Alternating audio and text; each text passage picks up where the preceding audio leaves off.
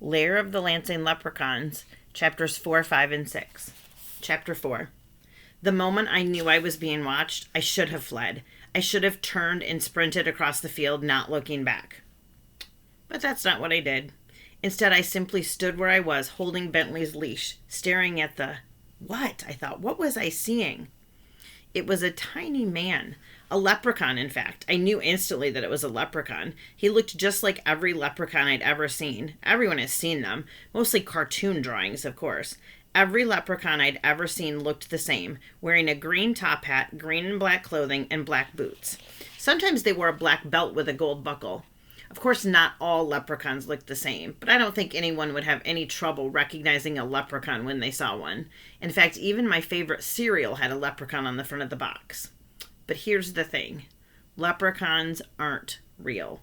Everybody knows that. They're just imaginary little creatures from old Irish folk stories.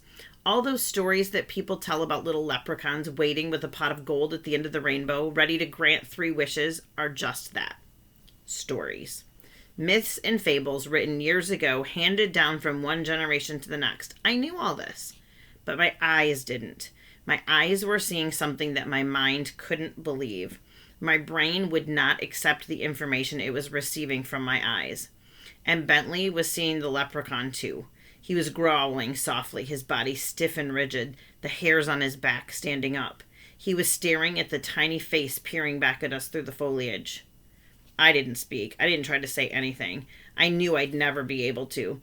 I was too scared, too shocked by what I was seeing to be able to move my mouth. This thing can't be real. Leprechauns are imaginary creatures. That could only mean one thing. I was going crazy. I was cracking up. No, I'm not. I'm not crazy. Bentley is seeing the same thing I am. I'm not sure how long I stood there watching the leprechaun watching me. Might have been 10 seconds. It might have been 10 hours. Fear is like that. It does funny things to your sense of time. Finally, the little man's arm came up. He pushed a leaf aside and took a tiny step toward me.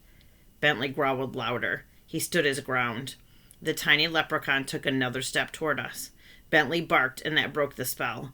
I turned and fled, gripping my dog's leash.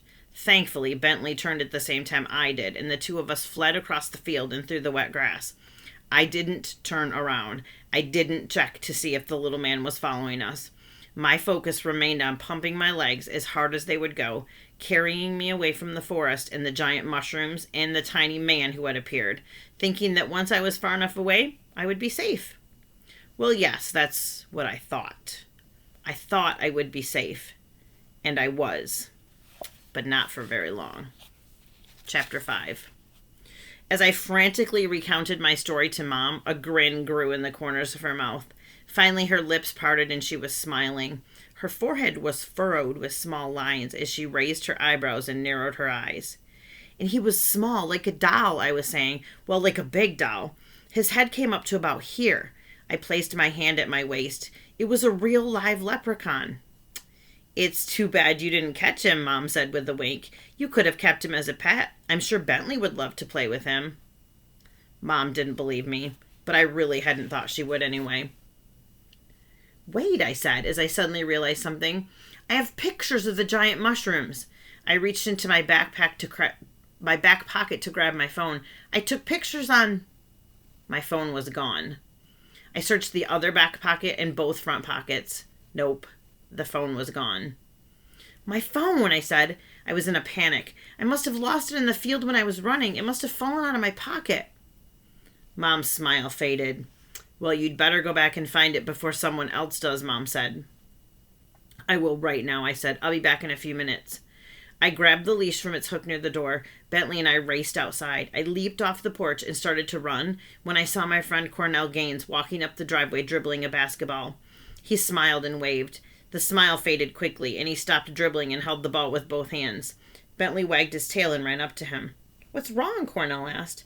I lost my phone in the field, I said, pointing. Come help me look for it. Sure, Cornell replied, and he rolled the basketball into our yard. He gave Bentley a few pats on the head and then looked back up at me. Do you know where you lost it? Somewhere in the field, I said, pointing, but you're not going to believe what I found. Come on, I'll tell you on the way. We hurried across the street and began searching the tall, wet grass looking for my phone. While we looked, I explained everything to Cornell. I told him about the strange, giant blue mushrooms and the tiny man whom I was certain was a leprechaun. He listened politely, but like Mom, I don't think he believed me. So you're saying this little dude was living? He was moving? He was alive like you and me? I nodded. Yes, I know he was. I watched him move, and Bentley saw him too. Maybe he's still there, Cornell said, looking up and glancing at the clump of trees in the distance. Maybe, I said, and the mushrooms too. We searched the grass as we walked, and I tried to estimate how far my phone could have fallen from when I'd been running. It was easy to see where I'd been, because the long blades of wet grass were pressed down, trampled by my feet, creating a well-defined path across the field.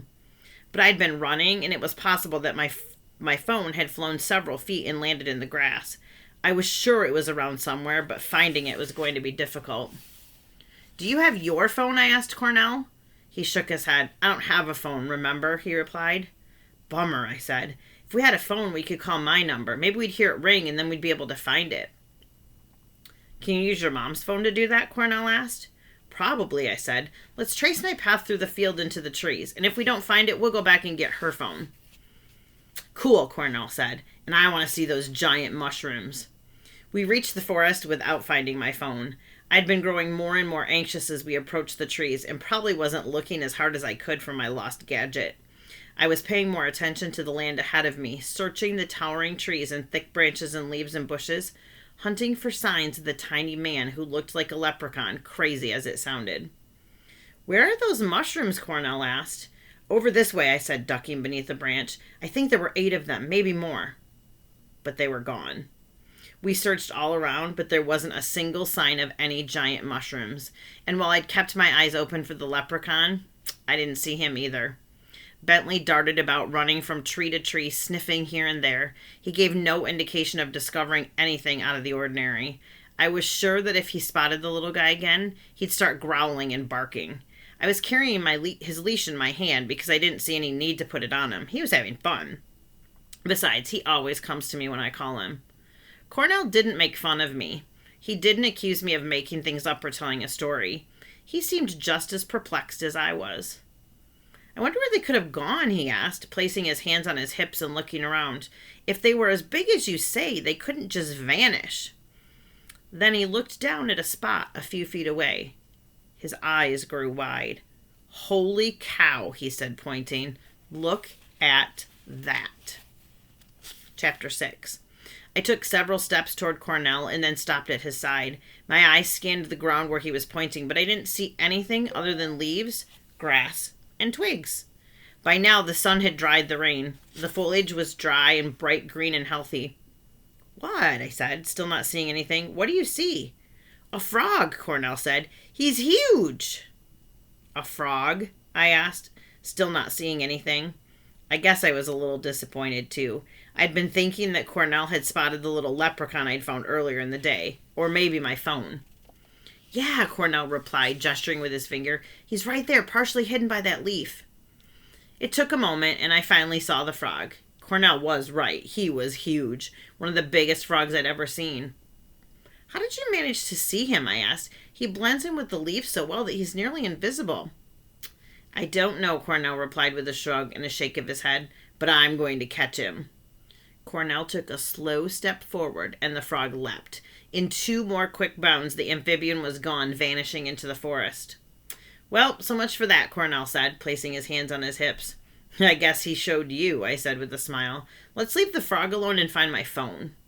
We searched and searched. When we couldn't find my phone among the trees or anywhere in the woods, we returned to the field and scoured the tall grass. Still, we came up empty-handed.